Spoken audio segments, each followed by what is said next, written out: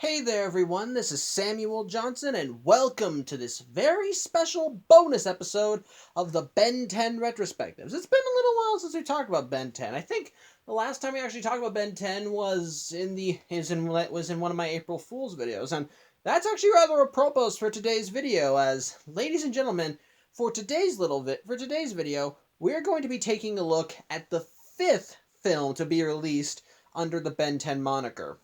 I am, of course, referring to Ben 10 versus the Universe. Now, I've made no secret that I'm not a fan of the recent Ben 10 reboot, and I did talk about it in the aforementioned April Fool's video. My short thoughts were it's alright, but not for me. I feel like there's something there that's creative, but ultimately it's just kind of hampered by other factors, and ultimately, I'm not that much of a fan of the reboot. There are aspects of it that I do find interesting, and ultimately they do keep drawing me back to it. But as a whole, the reboot's just not for me, and I cannot in good conscience say I'm a fan of it.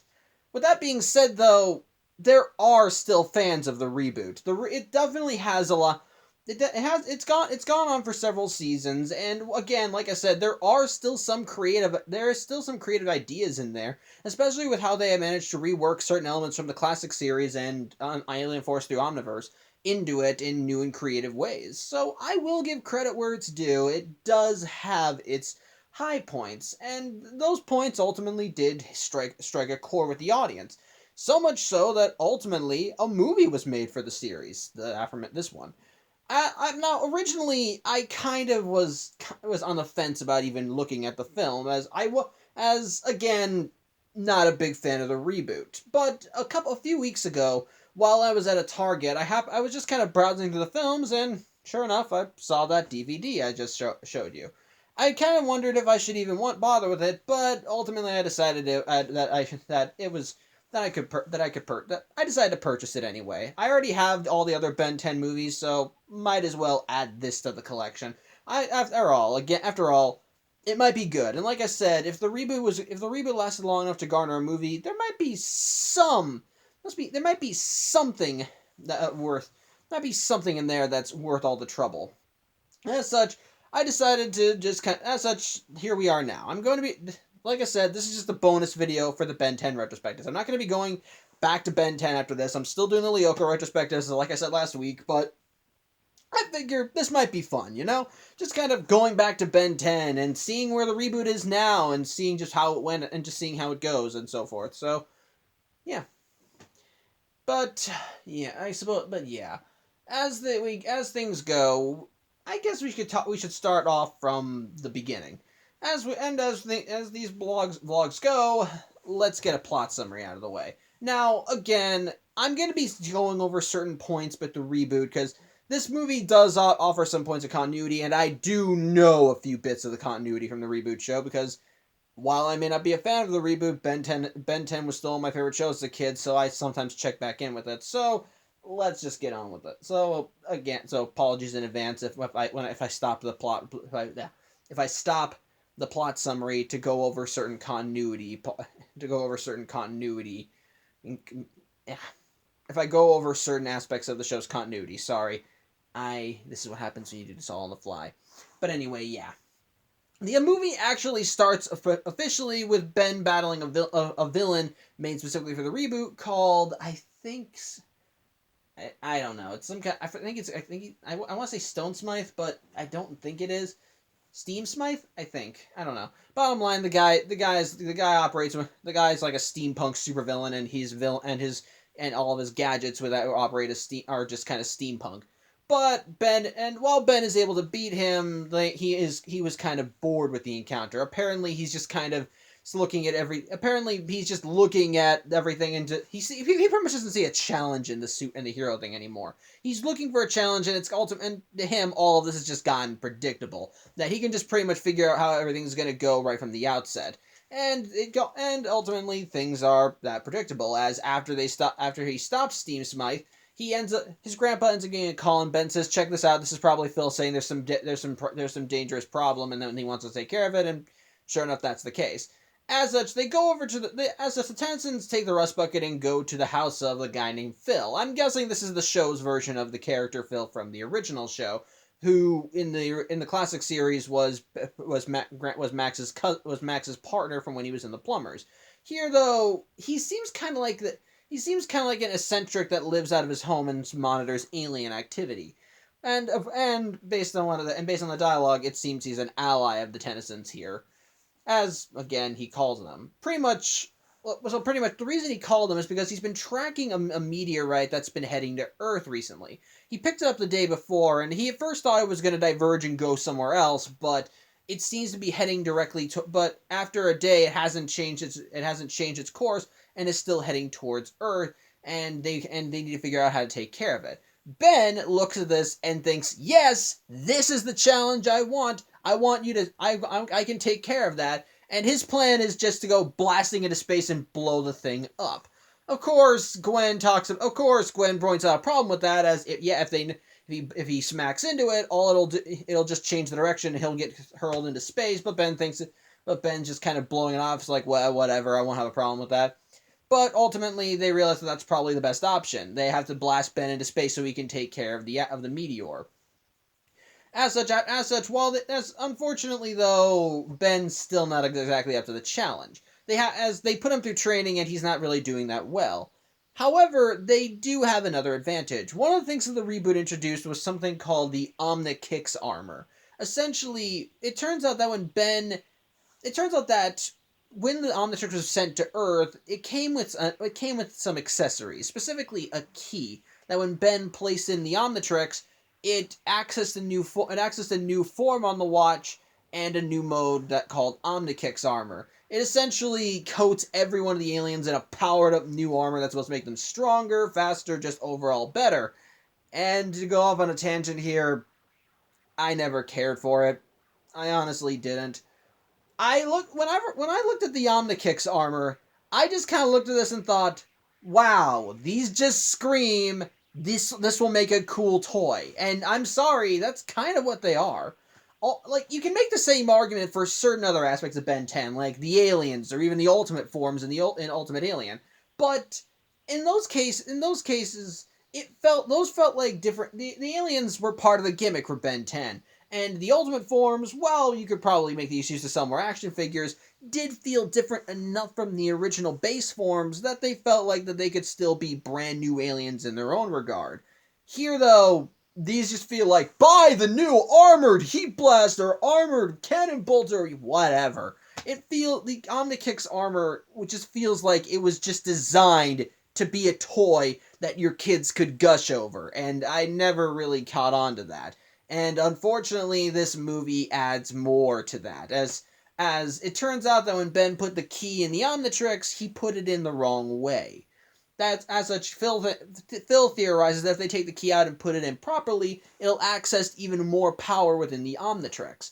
As such, after they put Ben through all the training,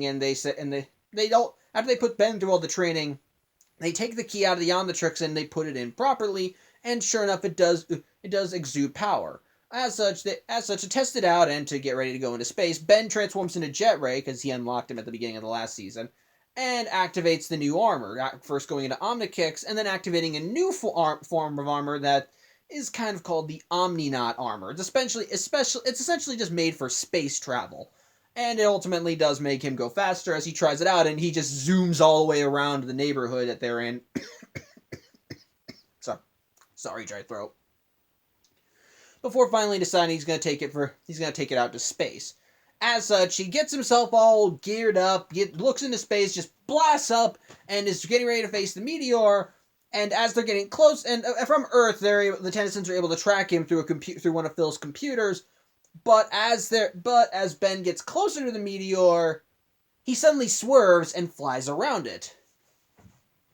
And unfortunately, the meteorite is still getting closer to Earth. Ben, of course, is like, hey, what the hell? I need to turn around. I gotta stop that thing. But as Ben keeps flying, suddenly a portal opens up in space that Ben unfortunately flies through. He tries to stop himself, but it can't be undone as he flies through, and the Tennysons lose his signal while the meteor is getting ready to crash to Earth. Everyone is, of course, shocked and horrified at this because they're wondering where Ben is, but they're still facing the immediate threat of the meteorite, so they don't. So at first, they're willing to accept their fate and realize Ben failed. They can't do anything to stop this. But just as the meteorite hits Earth, the computer suddenly loses its signal. They're still around, they're wondering what the heck's going on, and then we cut to where the meteorite landed, and it turns out it wasn't a meteorite. It was a pod. And inside the pod was Vilgax. And yeah, I'll give credit, that was actually a kick-ass reveal. Unfortunately, though, the group still has no idea where Ben is, and they don't know that it was Vilgax that landed. So they they kind of get to work trying to find Ben, with Gwen going off to do her one search, with Gwen going off to do one kind of search, and Max going off to do another. But in the meantime, though, Ben ends up flying through the other side of the portal and ends up in another part of space where ultimately the Omnitrix times out and gives him his own suit so that he doesn't die of oxygen deprivation. However, as such, Ben's immediate concern is, I gotta get back there, I can't give up, my family is in trouble, I need to save them. But unfortunately, as he's just floating through space, a ship suddenly appears, and it beams Ben on board. And who are the ones that are piloting the ship? The Incursions, straight out of Alien Force. However, unlike their original series incarnations, these Incursions aren't concerned with war and violence and yada yada yada. These guys instead are concerned with justice, as one of them immediately goes up to Ben when they beam him on board, and begins talking to him. At first, Ben can understand it because they're speaking an alien language, but the armor the armor he's wearing acts as a universal translator, and it translates what the guy's saying, and he's claiming that they finally caught Vilgax, the Bane of the Galaxy. Ben, of course, geeks out of the translation over the translator, but then he's like, "Wait, man, you think I'm Vilgax?" And it turns out, and they state that you thought you could fool us, but we know you have the Omnitrix and can assume other forms. Ben, of course, is calling this bullcrap, as he's not Vilgax, but the Incursions aren't willing to listen to him, and while he does try and do an escape attempt, it ends in failure, and they ultimately cuff him and bring him back to their mothership, I suppose. And the mothership is funny enough, it's in Carsicon. I mean, they don't call it in Carsicon in the show, but it's the exact same design as that ship, so I think that's just a nice little Easter egg. But bottom line, they bring Ben there and they put him on trial, and what I love is that it's the Incursion King acting as the judge. Emperor Milius, yes, that's his name. Milius pretty much, and of course, they all are under the impression that Ben is Vilgax, and they're putting him on trial not just for all his crimes, but for escaping the Null Void. Ben, of course, is saying, "No, I'm not Vilgax," but Milius says, "We have a witness that says you are," and the witness in this case is Tetrax. Again, this is something that they do in the reboot. Tetrax in this show is a bounty hunter like his original incarnation, but this is a bounty hunter whose only loyalty is whoever has the highest paycheck. Whereas Tetrax in the original show did have nobility and definitely was a good guy. This version is not. He is pretty much he acts as a regular foe to Ben in this sense, and as a result, he and Ben have clashed on several occasions. And it turns out that he's not exactly helping Ben in this case either, as it turns out that his testimony is based on video footage of Ben from back in Season 1. Again, going with the reboot continuity, at the end of Season 1, Ben had unlocked a new alien on the Omnitrix, an alien that he called Gax, and essentially Gax was a Chimerian sui generis, essentially Vilgax's species, and Gax was a dead ringer for Vilgax, so much so that Ben actually wound up meeting Vilgax as a shriveled old husk, who wound up absorbing Gax right out of the Omnitrix and restored him to the full muscle form that we all know him for. Bottom line, Tetrax is using that footage as the basis and says that Ben is in reality Vilgax, just disguised as a 10-year-old. Ben, of course, is calling bullcrap on this, and he keeps trying, and even tries a second escape attempt, which ends in failure.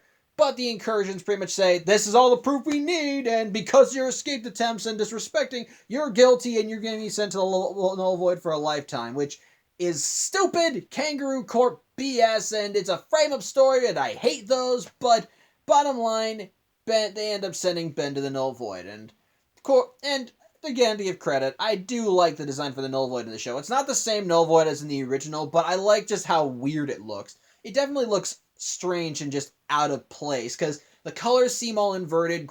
Laws of physics don't apply in the same way as they should in our world. Their gravity goes all over the place. There are random structures flowing everywhere. It definitely feels even more alien than the Null Void from the original continuity. So I like that. In the meantime, though, on Earth. Gwen and Max ultimately are still looking for Ben, and Phil ends up getting a signal, thinks that it's Ben, as it's similar enough. As such, Gwen and Max go to see what the source of the signal is, and it leads them to a cave in the desert. And it's not. And it turns out that what they find isn't Ben, it's Kevin.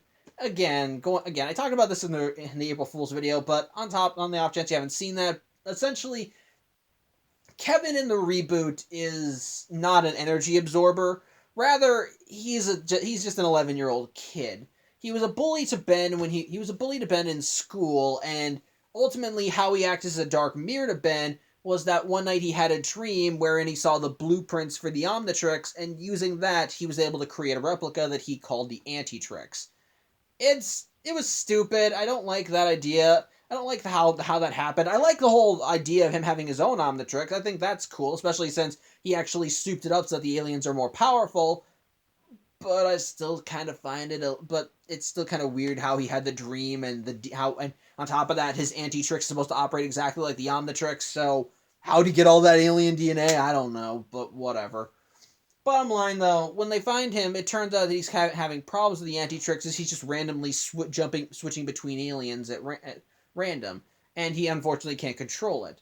Gwen and Max offer to help him, but at first he doesn't agree, but they eventually do kind of get him to open up to them by saying that's cool that you're able to build your own watch. We see you're having problems with it, and we think we can help, as Ben had a similar problem and Phil was able to help it, so fix it, so maybe that we can help you with yours. And ultimately, while reluctant, Kevin does agree to this and goes with them to Phil's. Unfortunately, they're still having trouble trying to crack it, not helped by the fact that they encounter two other supervillains called the Twins. Again, they're reboot villains. End up sabotaging the process, but Kevin's able to take care of them. However, after Kevin takes care of them and the police take them away, Vilgax finally arrives on the scene and attacks the group. It turns out that he's on Earth looking for Kevin, and it turns out Kevin knows him. It turns out that this movie actually explains away the plot hole of how Kevin was able to see the blueprints of the Omnitrix in his dreams. It turns out that while Vilgax was trapped in the Null Void, because he was trapped there earlier in the reboot, he essentially sent out a message to Kevin he essentially used Kevin as a vessel and sent him the blueprints for the Antitrix in his mind, so knowing that Kevin would be compelled to build the Antitrix. Although, again, it still doesn't answer where he got all the alien DNA for it, but whatever, it does explain how he got the blueprints. But bottom line, though, Vilgax is here to get what he thinks is his. But of course, Kevin is saying, no, not going to happen, and anyone that knows Ben 10 knows that Vilgax and the with an Omnitrix is a bad idea. As such, Kevin and Vilgax get into a fight, but unfortunately, while Kevin does have advantage with all of his aliens, Vilgax is still more powerful, and unfortunately manages to overpower Kevin to the point where he's forced to transform back, and Vilgax is able to rip the Antitrix right off him. Although, to be more accurate, Kevin goes his equivalent of upgrade, called, I think, bootleg, and then ripped the Antitrix right off of him through the transformation. But bottom line, Vilgax dons the Antitrix, and using it, he transforms into an amalgam of all of Kevin's aliens, which I admit looks kind of cool, but ultimately just kind of is. But it's not as impressive as other amalgams. Again, cool looking, but whatever. And ends up chasing after the Tennysons, as now that he's got all this power, he wants revenge on Ben. As it turns out, and ultimately this was a little surprising to me, it turns out that he had nothing to do with Ben being teleported away. What was really the cause? Well, let's go back to Ben for that. As Ben is wandering through the Null Void, he ends up running into a few of the prisoners there, and kind of what I like, all the prisoners are aliens that Ben had in the classic series, but no longer has access to. In this case, one of them is an eye guy and one of them is an ectoneurite who I suspect is Ghost Freak. One's a Vulpamancer, aka Wildmutt, and one is a Pisces Valan, aka Ripjaws. And pretty much, it turns out that all of them knew Vilgax, and he apparently complained to them about how Ben beat him and how he wanted to get the Omnitrix. They of course don't really care about Ben. All they really care about is that he has the Omnitrix, and so they want to steal it from him. Ben and them get into a fight, which lasts for a little while. I don't remember if Ben won or not, but the fight is ultimately halted when a newcomer arrives on the scene. And that newcomer is the reboot version of Azimuth. When he appears, the prisoners back off from Ben and tell him that they'll be back for the Omnitrix, but Ben is just wondering how Azimuth was able to intimidate these guys, and Ben thinks, yeah, whatever. Yeah, but Ben just kind of knocks it off because Azimuth is like this tall. He's still a Galvan. However, Azimuth immediately demands that Ben give him the Omnitrix, which Ben says, no, I'm not going to do that. And so he goes alien to try and fight him, but just when he gets close enough, Azimuth just simply taps the Omnitrix symbol and turns him back to human. At which point, with little to no effort, he takes the Omnitrix right from Ben, although he does allow Ben to keep the armor. Ben, of course, is wondering what the heck's going on, and Azimuth pretty much explains to Ben that he's the creator of the Omnitrix, as it were, and apparently he knows Vilgax. Ben, of course, wants to know more about this, and Azimuth at first is not willing to tell him, but Ben just keeps bugging him until finally Azimuth concedes and says, fine, if I'll tell you, will you go away?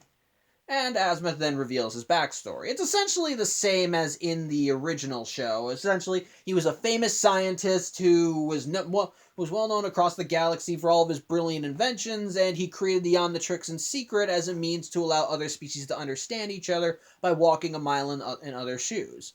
However, the point of divergence between this and the original series, though, is his relation to Vilgax. In the original series, Vilgax was just a would-be conqueror who wanted the Omnitrix so he could mass-produce it and create an army. Here, Vilgax, it turns out, was actually Azimuth's student. He apparently showed a talent for technology and ingenuity, and Azimuth took him under his wing and taught him everything he knew.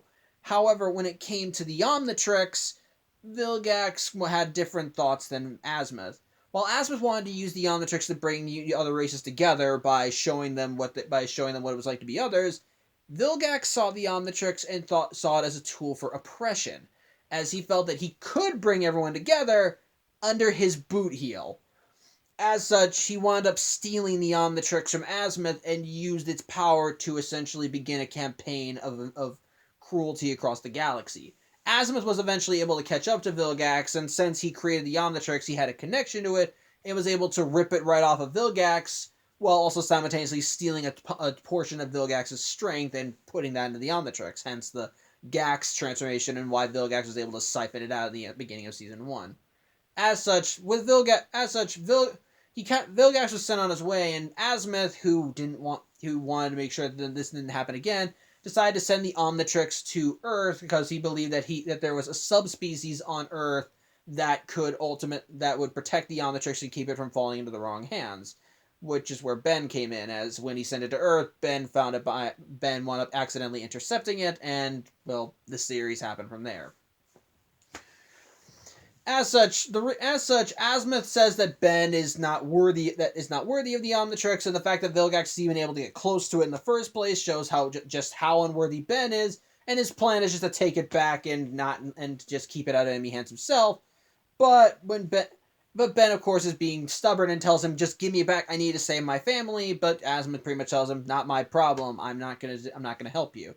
To which Ben finally says, "Okay, you know what? Screw you. If you're not going to help me, I'll go do it myself." As at one point while in the Null Void, he saw a random portal appear. As apparently the Null Void does have random portals that appear every now and then, which is how Vilgax escaped. And Ben thinks that he can use one of those to escape to Earth.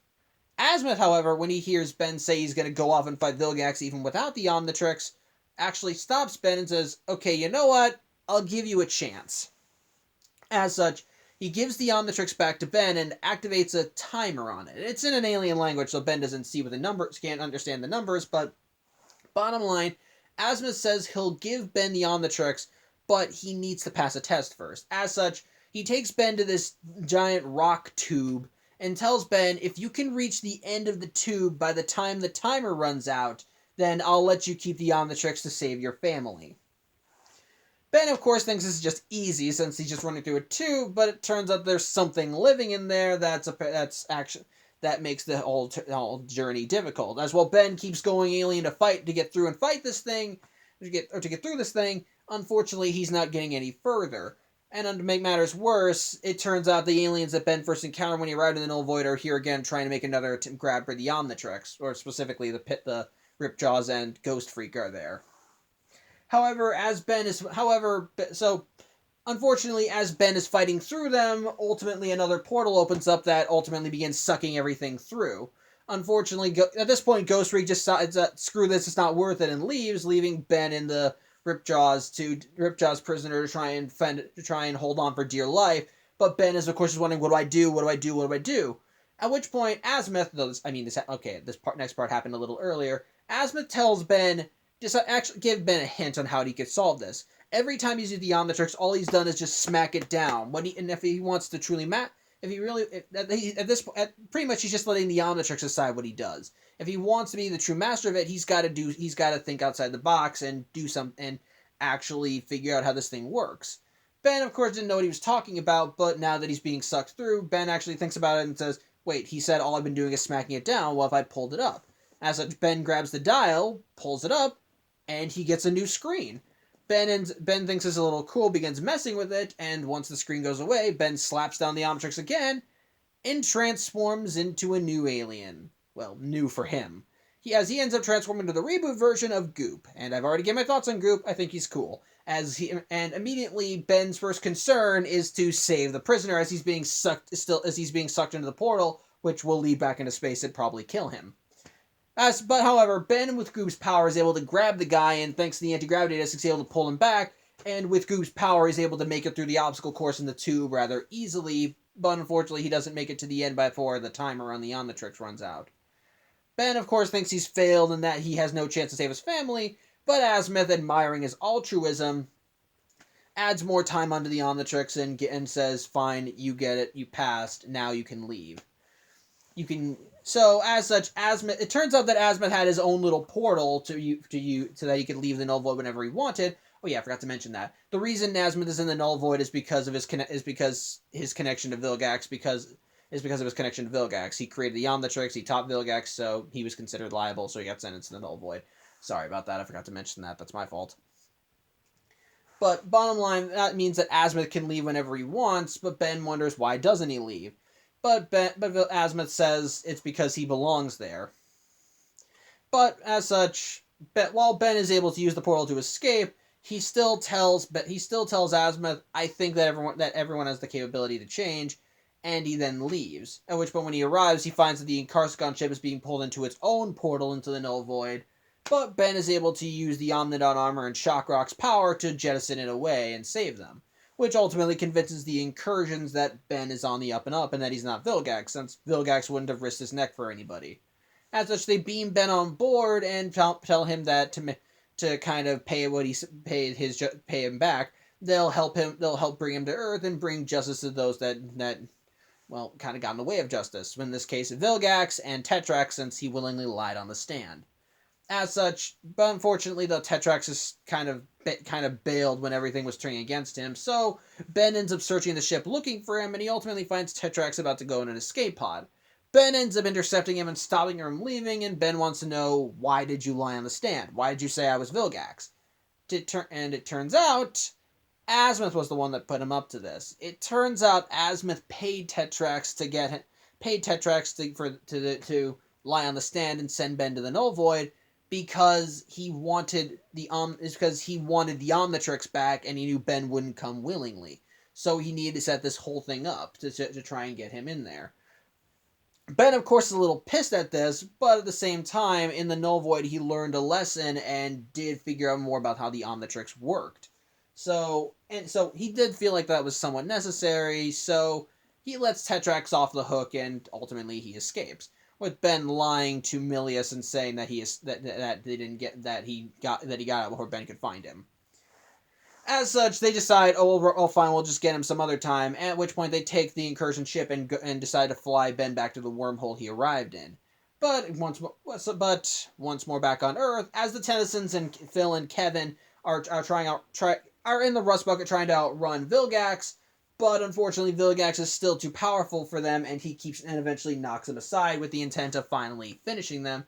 But Kevin managed to get an upper hand as he ends up using an ally, as he ends up kind of jettisoning out of the rust bucket and pulling and essentially getting Vilgax's attention to chase after him instead of the rust bucket. And how does he do this? Well, through Upgrade, I suppose. I should probably talk about this as well. At the end of Season 1, Ben used Upgrade to hack the Omnitrix and pretty much reboot it. The action upgraded and improved the Omnitrix's original design, but it made Ben lose access to Upgrade, which resulted in him getting Shockrock and this whole plotline with with Shockrock's species, the Fulmini, and there's just the whole thing in there. But by rebooting the Omnitrix, he's wound up severely damaging the galvanic mechamorph DNA. And as a result, the Omnitrix, in order to save it, wound up binding what was left of it with the host genetic material, in this case Ben, with a combination of Upgrade and Ben creating a new life form called Glitch. At the end of Season 2, thanks to the Tennysons, managed to help Glitch escape from the Omnitrix, and ever since he's been bonded to like an escape car that they had, and just been kind of an ally of theirs ever since. As such, Kevin is driving Glitch and they're trying to get away, but unfortunately Vilgax is still gaining the upper hand and ultimately ends up smashing the car. At which point he then uses the bootleg parts of him, again, the Kevin's version of Upgrade, and jams them into the Earth, which ends up changing the terrain. However, to give Kevin an edge, Glitch unbonds from the car remains and instead goes to Kevin, creating a cool suit of armor, which I'm not going to get mad at this like I did with the Omni armor, as this armor kind of reminds me of the armor that Julie got from Ship in Alien Force, so I'll let it slide. However, Kevin ends up wondering what exactly this stuff is, what he's doing. It turns out that Vilgax is converting the planet. I don't know how he's able to do this with Upgrade's powers, but somehow he's terraforming somehow he's changing the whole planet. Because I don't know, I don't get how he's able to do it with Upgrade. It still doesn't make sense to me. But bottom line, they have to stop him before he completely turns the planet into his own into a literal extension of himself. Unfortunately, even with Glitch's power up, Kevin is still not doing so well, and no matter what he throws at Vilgax, Vilgax is still overpowering him. Hold on a sec. Sorry about that. Pizza. Anyway, as I was saying, Glitch and the armor and everything. Unfortunately, while Kevin is able to put up a better fight against Vilgax with the armor, Vilgax is still a lot more powerful, and ultimately Glitch is losing power, so this is slowly turning into a losing battle.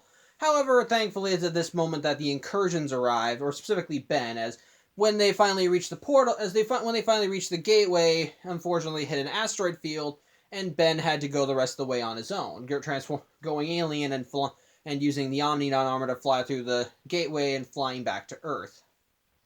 And thankfully he managed to arrive just in time, just before Vilgax can ice Kevin, crash landing on Earth and transforming back to normal. However, Vilgax is immediately actually happy to see Ben, as it turns out he needs one last thing to complete the Antitrix, the key that Ben has. As such, he and Ben get into a fight, and while Kevin is able to help Ben out, as Phil was able to use his car to power up Glitch enough so that he could help. Unfortunately, the fight Vilgax still manages to win and manages to steal the key from the Omnitrix. As such, Vilgax transforms back to his normal form and gets ready to use the key on the Antitrix, but Kevin manages to fly in and manages to sabotage and disrupt Vilgax before he can, just as he activates the anti-tricks. While the act does get Kevin his watch back, unfortunately he was 1 second too late, as Vilgax is able to use the key to access the most powerful alien DNA in the anti-tricks. And what's that alien DNA? Based on the form that Vilgax assumes, it was the DNA of Alien X, or as the show calls it, Alien Y. I think it's stupid, but whatever. I'm going to keep calling him Alien X. Essentially, Vilgax has pretty much become a combination of himself and a Celestial Sapien. He doesn't have as much power as a regular Celestial Sapien does, otherwise he'd be omniscient, but with his newfound power, he's able to transform all the stuff that he did transform all the goop that he made with his bootleg extensions, and pretty much transform Earth into a giant red ball of a cosmic storm. Of course, Ben and Kevin ultimately realize. Of course, with Kevin, now that Kevin has his watch back, he's able to transform into his aliens, and he and Ben ultimately end up working together to try and fight off Vilgax. But again, Vilgax is still too powerful and easily manages to knock them aside. As such, with Kevin getting launched, but with Kevin being literally knocked into like a mountain, and Glitch unfortunately getting severely damaged in the previous fight to get the anti-tricks. So unfortunately, Ben is now on his own. As such, Vilgax thinks he's going to win, and at which point Ben decides that if he can't beat Vilgax like this, he's going to try and use what he learned in the Null Void. As such, he asks everyone to step back a bit as he pulls the dial back up and begins messing with it again. And once he's done, he slaps the symbol back down. And well, since Vilgax assumed the form of one of my favorite alien of all time, I think it's only fair that Ben utilized my second favorite alien of all time, as Ben, for the first time in the reboot, transforms into Way Big. And yes, it is glorious to see. Well, in the beginning. Bottom line, though, it is really cool to see Ben utilize him, and so he's on a more even footing with Vilgax, as they end up getting into a fist fight, with Ben learning about Wavy being able to shoot lasers. Ultimately, they do engage in combat, and Ben is able to ultimately overcome Vilgax, rather easily if you ask me, but whatever. And with Vilgax down, Ben transforms back to normal, and the Omnitrix timer counts down to 0, and Ben realizes, oh yeah, our deal. As such, a ship ends up flying down, as it turns out that Azimuth decided to just leave the Null Void anyway, and he managed to help the incursions make it through the asteroid belt in the wormhole, and at which point he goes up to Ben, and Ben does keep his end of the bargain and gives Azimuth back the Omnitrix, as the deal was he could keep it to save his family. And now that that's done, he gives it back. As such, Azimuth goes up to the Vilgax, and using the Omnitrix, he's able to literally suck the Alien X out of him and transform him back to his original form. Not the old husky form, but the more muscly one. But bottom line, all of his ultimate power is gone, and with Vilgax losing all his power, the Earth is reverted back to its original form. As such, Ben, of course, is a little down because now he's lost the Omnitrix, and now he can't do his whole hero thing. But Azimuth goes up to him and says, "Man, you hate a whole mess of this. So you even kind of ruined my thing. Now it's got your stench all over it. Might as well keep it." It's actually kind of sweet, really, as Azimuth just gives Ben the Omnitrix back as he feels he deserves it, and ultimately Azimuth goes back to his ship. They take Vilgax back, and they leave Earth with Vilgax waking up and realizing he's no longer all powerful. As such, the Tennysons go to check on where Kevin landed and find that he's gone.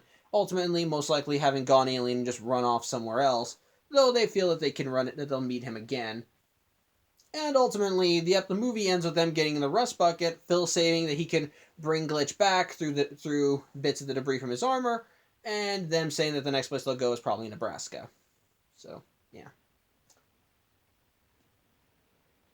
What did I think of this movie?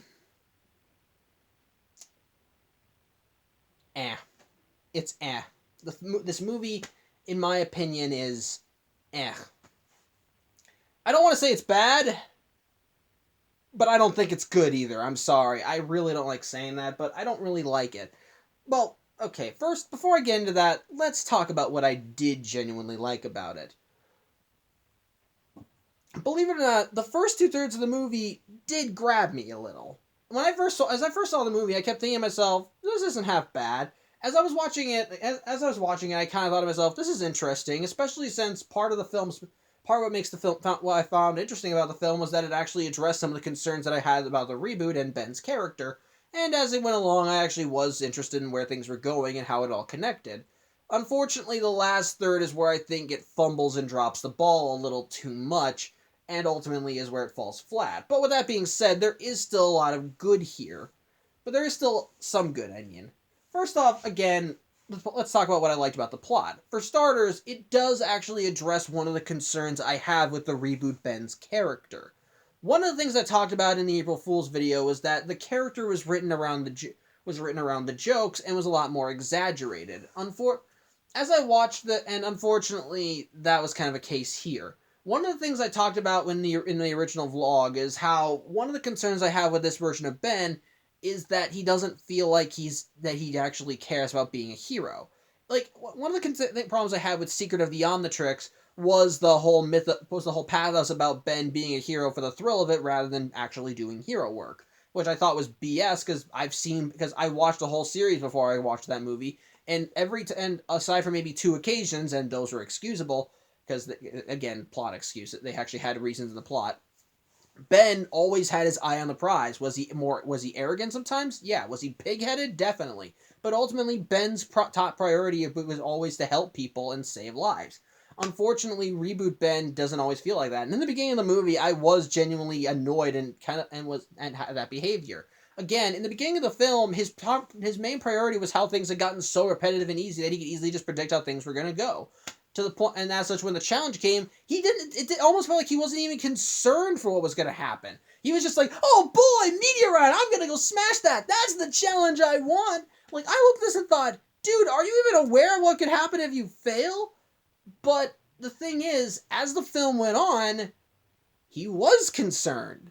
He was very much concerned. He realized when he realized he failed, he actually got scared and like, wait, what about Gwen, Grandpa, what the Earth? What do I do? And then he's like, no, I gotta go back there. And throughout the whole movie, his main concern is getting back to Earth and saving it, because he ultimately realizes that that's the bigger problem, which ultimately makes him get annoyed when everyone keeps calling him Vilgax. It's like, don't you guys even see what's really going on? Don't you guys even see what's happening? I looked at him and thought, is this character development? And I think it is. Ben, throughout the whole film, is just trying to get back to Earth to save his family from what he feels is the perceived threat. And he keeps just encountering challenges getting in his way and telling him and just continually throwing him back. Tries to go for the meteorite, gets sent into a wormhole. When he flies through, he gets picked up by people who think he's Vilgax, who he tries to convince them he's not Vilgax. They don't believe him. They send him into the Null Void, and to make matters worse, when he gets into the Null Void, he finds the creator of the Omnitrix, who tells him, "I'm taking your watch back." The only thing that he could use to fight the threat. Although I don't remember how he learned that the meteor was Vilgax. Maybe Azimuth told him. I might have missed that. But bottom line, one of the things that I found actually rather endearing was the fact that Ben was seeing the bigger picture here. He was actually undergoing character development through the film. And the film does acknowledge that, yeah, his attitude was not a good thing. And as it goes along, Ben is paying attention to what's really going on. And ultimately he does accept that he may be again, he's still determined to still do the right thing. Even when Azimuth takes the Omnitrix back, Ben says, "You know what? Fine, take your stupid watch. I'll just find a portal and get out of here, even if I have to." And that act ultimately makes Azimuth reconsider and think, "Okay, fine, I'll give you a chance." And throughout the movie, Ben does kind of realize that he did need to kind of learn that lesson. Especially when he learned that Azimuth was the one that paid Tetrax to lie and get him sent to the Null Void. As by going to the Null Void, he learned more about the Omnitrix and how it worked and how that could help him. He offered an olive branch to Azimuth when he said that people can change, when considering that Azimuth doesn't want to leave the Null Void. And by the end of at the end of the film, it appears that at least got through to Azimuth enough so that he was able to come through and help him fight off Vilgax, or give him the upper hand to take Vilgax down. And then ultimately, it even helped in the end when the timer finally counted down to 0. Ben was like, "Okay, fine, a deal's a deal. You can have the watch back." Again, that's actually those are some noble qualities, and I looked at this and thought, that's actually not bad. That's a good on him. Good on the kid. And again, and it helped that in many areas of the film, his impetuousness was kind of justified, because again, he doesn't know what happened to Earth after he got blasted off of the planet. It just feels like he doesn't, as far as he can know, Earth can be destroyed. He's got to get back to his family. And at several points when he feels like he's losing, he does almost break down. When he's declared guilty at the trial, he's like, "Please, I need to get back to my family. I'll give you anything. I need to go back." It genuinely makes you feel sorry for him in that regard. It really does feel like there's more at stake here, and it is having an effect on Ben. And again, we still see more of the noble qualities, as when he learns that Tetrax was paid to send in the Null Void, and Ben decided, "You know what? You actually helped me out. I'll let you go." I liked that. I actually genuinely liked that. And it also kind of goes for a twofer. Well, Kevin actually has his own character development going on through this, as well, as he tries to learn to open up and trust the Tennysons. And as he goes through the film, we see him just kind of we see him growing more and more to trust the Tennysons and getting help from them, which honestly is something that I think is what was needed in the show in the first place with Kevin. While I was mixed about his backstory being that of a bully, I felt it also opened up opportunities for his character and to possibly make him an ally. And sure enough, this movie takes advantage of that, as we see him working alongside the Tennysons, and when Ben returns to Earth, we actually see a preview of what a team he and Ben could be, as they're fighting back-to-back, side-by-side. Even before Kevin gets the Anti-Trix back, he's fighting in the glitch armor and helping Ben fight off Vilgax, and when he finally gets his Anti-Trix back, they're fighting side-by-side using their aliens' powers to try and take him down. It's actually, it's cool. Cool, and it's some nice character development, but hold on a sec. Sorry, dog was being an asshole. Again, so, like I said, I did actually like the whole character development angle for Ben, and to a lesser degree, Kevin. I also like that this actually kind of goes more into the backstory involving the reboot in certain elements. Like, again, it finally introduces Azimuth and how he was connected to the Omnitrix and why he created in this continuity. And by the way, what I do genuinely like is that he created the Omnitrix to essentially help other races understand each other, just like in the main series. That makes sense, and that's the thing, like, that they kept that.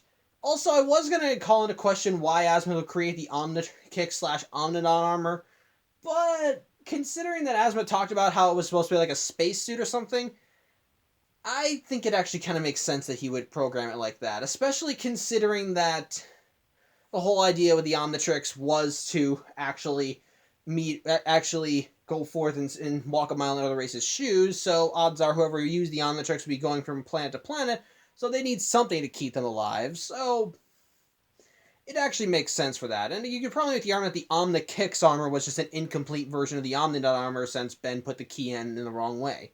So, again, I think that can make sense. So, I'm okay with that.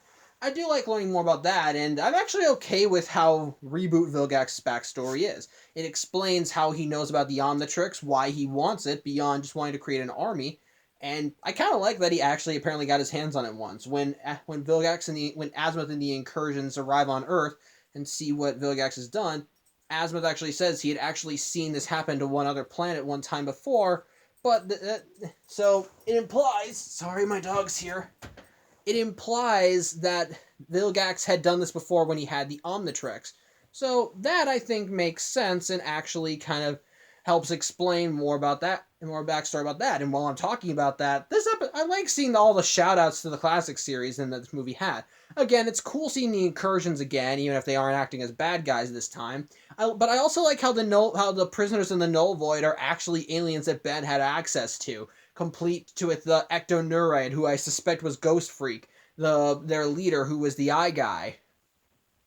or the Bulbamancer or the Pisces Phalan. I liked those. I actually did like those because it's just nice to acknowledge that those races do exist and that they're still around, even though Ben doesn't have access to the aliens on the Omnitrix anymore. I actually genuinely like that. And while I'm on the topic, I do like that we do get to see more aliens from the original series here. Goop is still cool, and Ben does utilize him properly. And again, Waybig is awesome. He's just awesome. I'm sorry, but Waybig is always going to be awesome, so that's cool. So it was cool seeing him too.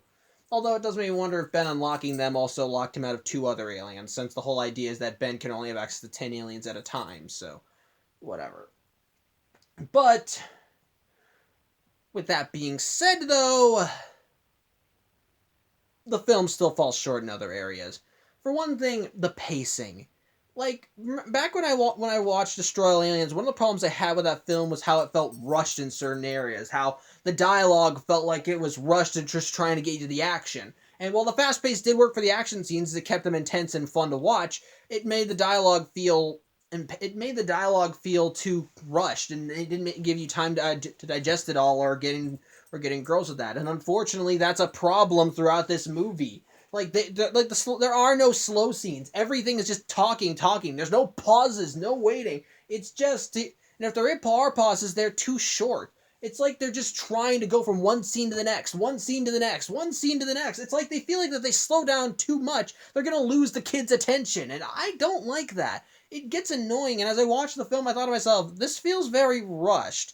Even in dialogue, even in action scenes, they were keeping the dialogue just going just kept going and going. It felt, and as a result, many of the emotional scenes that they were supposed to have throughout the movie feel tapped down.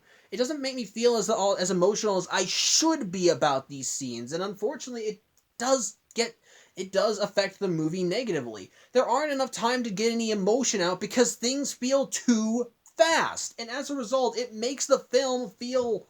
It kind of draws me out and keeps me from being totally invested in what's going on with these characters. Only while Destroy All Aliens still had clever writing and good characterization and some emotional depth. This doesn't have much of that. It feels like it's just trying to get through everything. It's more concerned with making jokes than anything. And again, this brings me to another problem with the movie.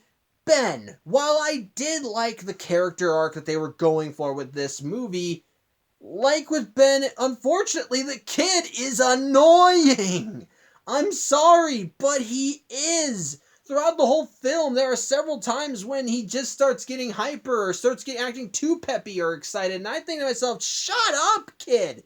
Do you realize where you are? And here's the thing. I know I complimented the classic Ben 10 series for how they wrote Ben like a regular kid in these scenarios, because I felt that worked. If a kid did have this power, he probably would abuse it at certain junctions, and Ben did abuse it at certain points. But he always had his eye on the ball, even for the most part. There were times when he had his eye off the ball, but again, those were few and far between, and there were usually character excuses for why he was doing that. He may have been an idiot, but he always knew that what things were that when the situation was important, it did require attention. This Ben is super annoying, and I think that unfortunately, they stuck to the mantra of write him like a kid, but the problem is, they did their job too well. He is like an annoying little 10-year-old brat. He's like a hyperactive little child who feels like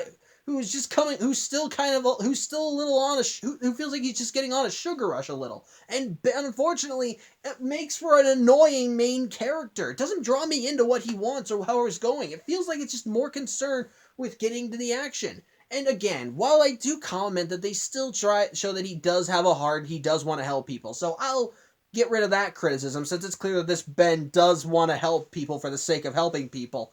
At the same time, that goodness is wrapped in an annoying little bratty package who I just want to grab and say, "Shut up, kid!" And that's a problem with the movie. And then to just kind of and then of course there's the pacing going back into that for whatever, or just how about this, the story itself. While I was okay with how things went for the first 2/3, I was annoyed that the whole Vilgax thing had nothing to do with Ben being pulled in the null void. They're two separate events that just happened to coincide. Ultimately, Ben, and on top of that, again, how did Ben learn that the meteorite was Vilgax? I mean, seriously, what? How did he learn that it was Vilgax? Did anyone tell him? Did I just miss that part? I might have. I fully admit, and I'm willing to accept. And I'm willing to accept that I'm in the wrong if it turns out they did mention how Ben figured it out and I just didn't realize it.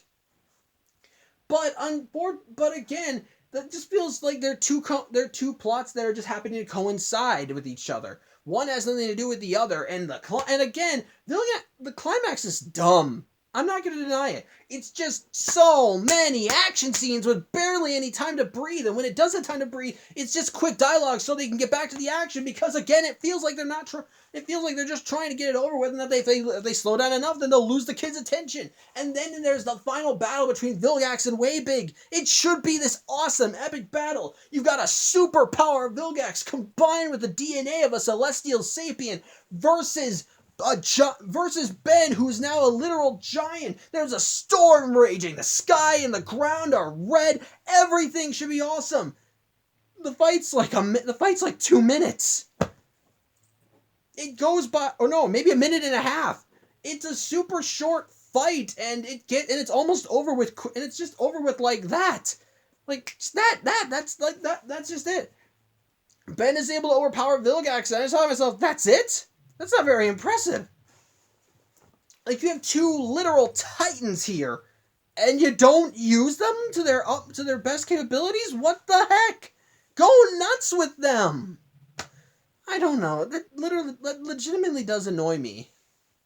And it helped kind of hamper the movie because I thought that was kind of dumb, especially with how it ends afterwards. Ben gets the Omnitrix back, and then they're like, oh, Kevin's not here. Oh, well, back to the vacation. I think I can get Glitch from this. Can we go to Nebraska? And then just done. It feels just rushed. Like it feels like the film is just trying to get itself over with. That they're more concerned with the action than actually than character. There is something in there. I'm not going to deny that. There are parts of the movie that I do legitimately like. I liked seeing the reboot's version of Azimuth, and I'll give credit where it's due. He's a fun character. I liked how he just trolled Ben throughout this whole thing, because that just is fun. I liked seeing Ben go through kind of his own character arc that did eliminate one of the criticisms I had towards him. I liked having certain plot points answered and explained, like how Vilgax knows about the Omnitrix, why he wants it, and further explaining his backstory in connection to Azimuth. Plus filling in the plot hole for how Kevin was able to get the blueprints of the Antitrix in his head, which can explain that it was Vilgax. And I kind of like that Vilgax actually has knowledge of the Omnitrix, so that it makes me wonder why he doesn't just make his own. If he's having trouble with it. I don't know. Maybe he thinks that Azimuth would find out, hence why he used Kevin as a proxy for that. But whatever. But again, there are aspects I like. There is still some fun action in there, and there's still some fun action. But the film is hampered by a lot of the same problems that I think the show is hampered from. Ben is an annoying character. They wrote him too much like a 10-year-old, in my opinion. I feel like because. The story feels super rushed, like they're just trying to get through it. The plot lines ultimately feel like the plot lines have ultimately nothing to do with each other. They're just happening to be two things that coincide. Although it does lead to Ben. Although I guess maybe that could be. Although it does give Ben something dire to go through. I feel like it just would have been better if they were more interconnected or something. And then of course the finale is just so dumb. How is using Upgrade's powers able to transform the Earth? That makes no sense.